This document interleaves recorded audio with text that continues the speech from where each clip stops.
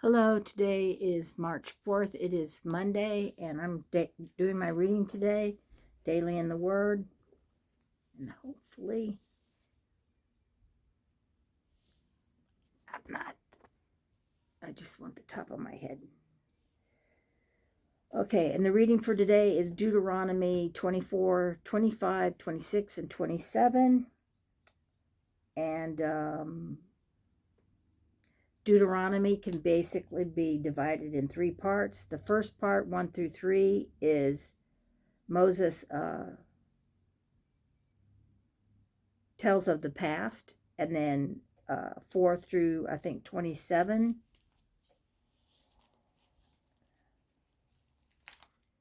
4 through 26 is laws for the present. And then 27 through 34 is the prophetical word of the future of Israel. So I'm going to be still in the law part today. And I will be beginning the first chapter of the prophetical future. And yeah, I decided yesterday to start looking at some sermons on Deuteronomy, because some parts of the law are really hard to read, and I just wanted to make sure I understood it. So I listened to chapters 1, I think 2 and 3, and I think I started listening to 4, and I think I got tired, and I didn't stay awake for that one. So, and I think I listened to the last chapter of the chapters on the law. I think I listened to a sermon on chapter 26 too, a couple of them.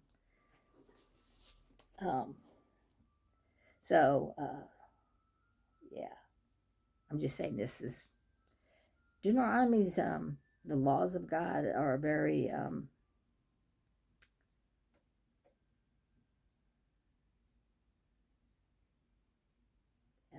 some of them are hard to read. Some of them are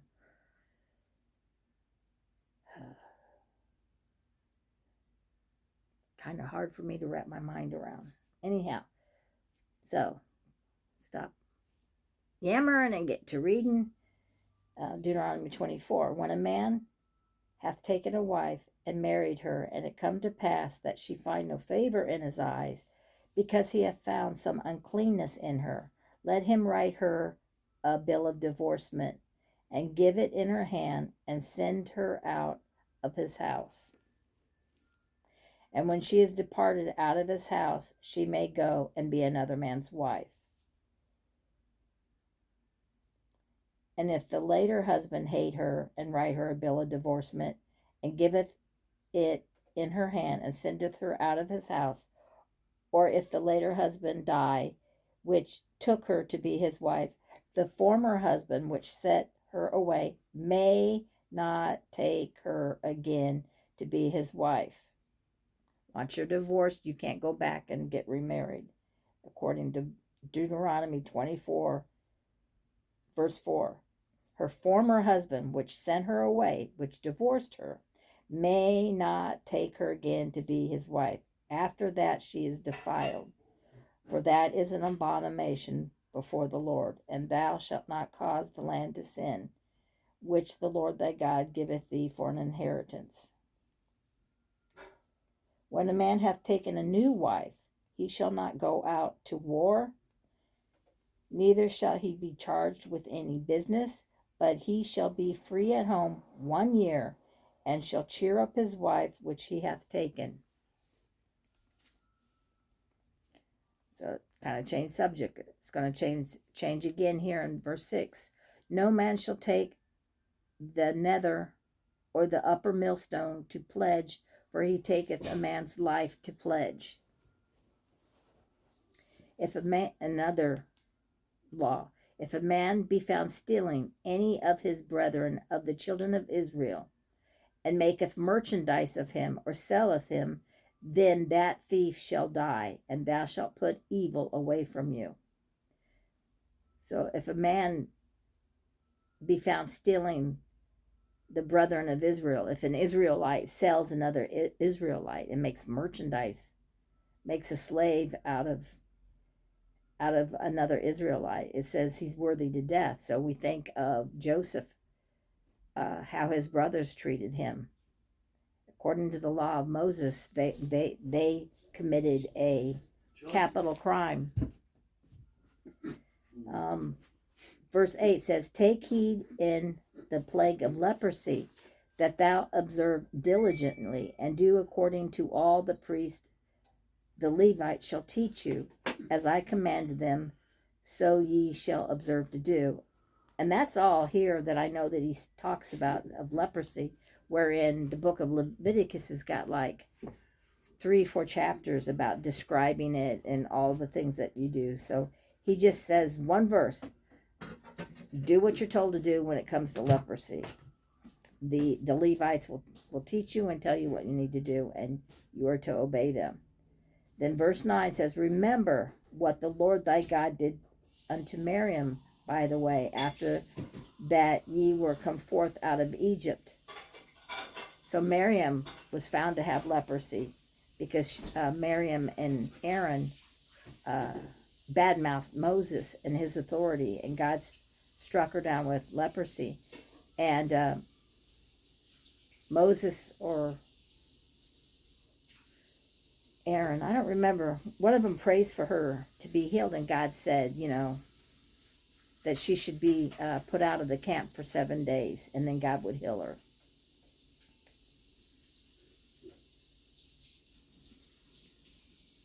So even with Moses' own sister, there was obedience as far as what you were to do with people that had leprosy. Verse 10 says, when thou dost lend thy brother anything, thou shalt not go into his house to fetch his pledge.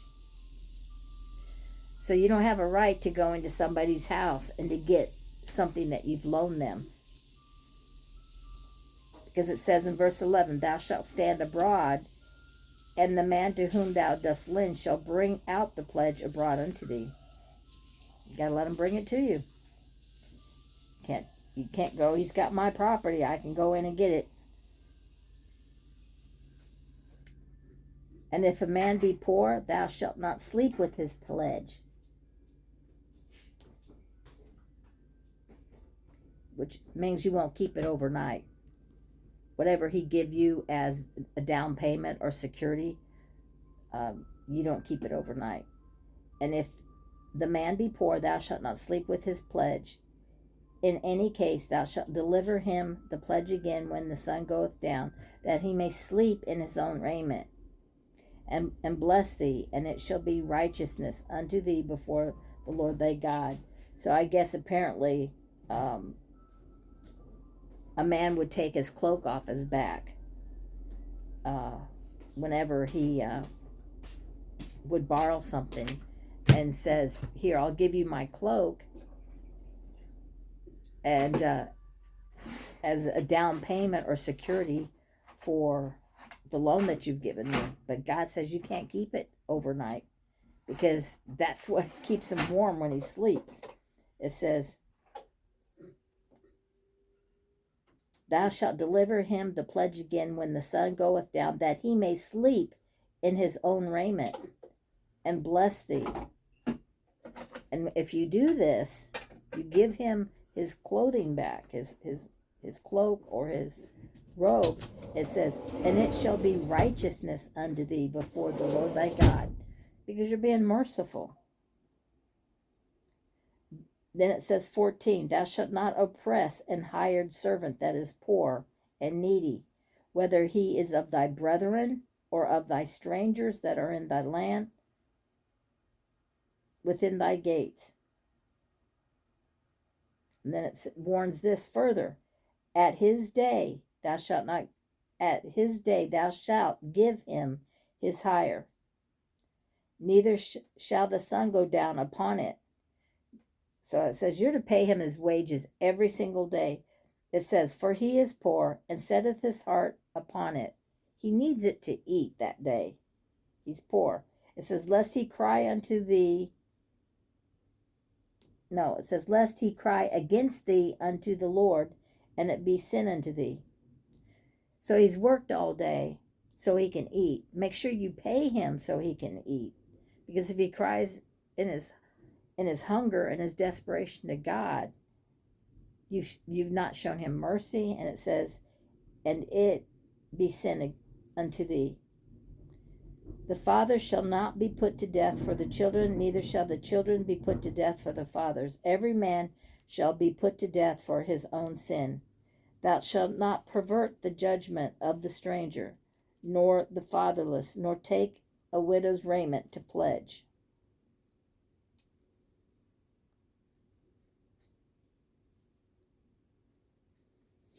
I'm not sure what it means, not pervert the judgment, not be unfair, I think. Thou shalt not be unfair in how you treat strangers or the fatherless. And then it says, nor take a widow's raiment to pledge. A man could give you his cloak for a pledge, but I guess you can't take a widow's cloak, because it might be all that she has. She might not even have a home. So the theme here is mercy. You need to be merciful. But thou shalt remember that thou wast a bondman in Egypt, and the Lord thy God redeemed thee thence. Therefore I command thee to do this thing. As God showed you mercy, you are to show mercy. Verse 19, when thou cuttest down thy harvest in the field, and hast forgot a sheaf in the field, thou shalt not go again to fetch it. It shall be for the stranger, for the fatherless, and for the widow, that the Lord thy God may bless thee in all the work of thine hands. So,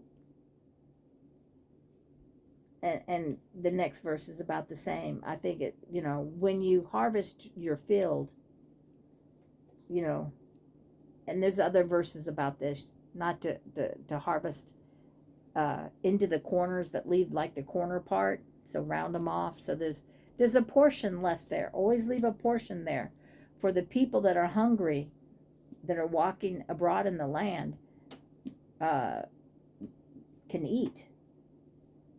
They call to go out in the fields and glean, the behavior of a poor person. And if you remember the story of Ruth and Naomi, when they left, what was she? A Moab. She was a Moabitess. Ruth went into the fields of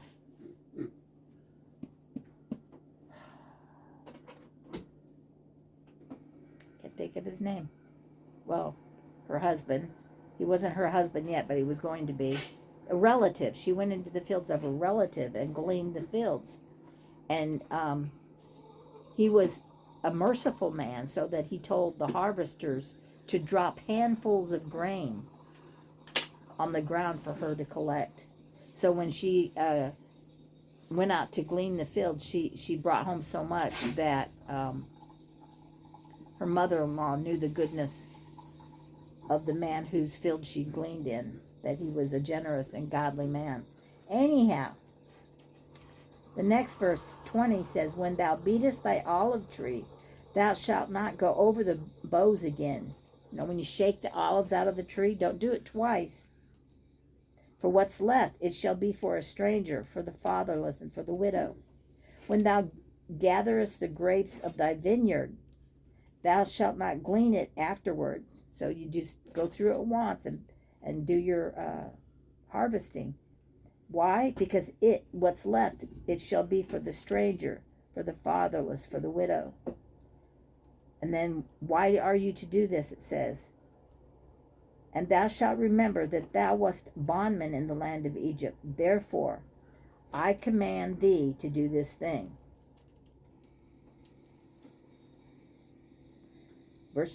Chapter 25. If there be a controversy between men, and they come into judgment, and that the judges may judge them, then they shall justify the righteous and condemn the wicked.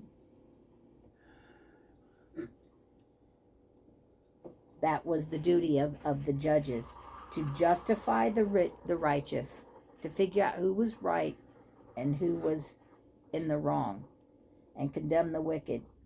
And it shall be, if the wicked man be worthy to be beaten, that the judge shall cause him to lie down, I guess lie down on his face, and to be beaten before his face, according to his fault, by a certain number. So depending on what he did would be how many times he would be given a stripes. But there was a limitation in verse 3. 40 stripes he may give him, and not exceed, lest, if he should exceed, and beat him above these many stripes, then thy brother should seem vile unto thee.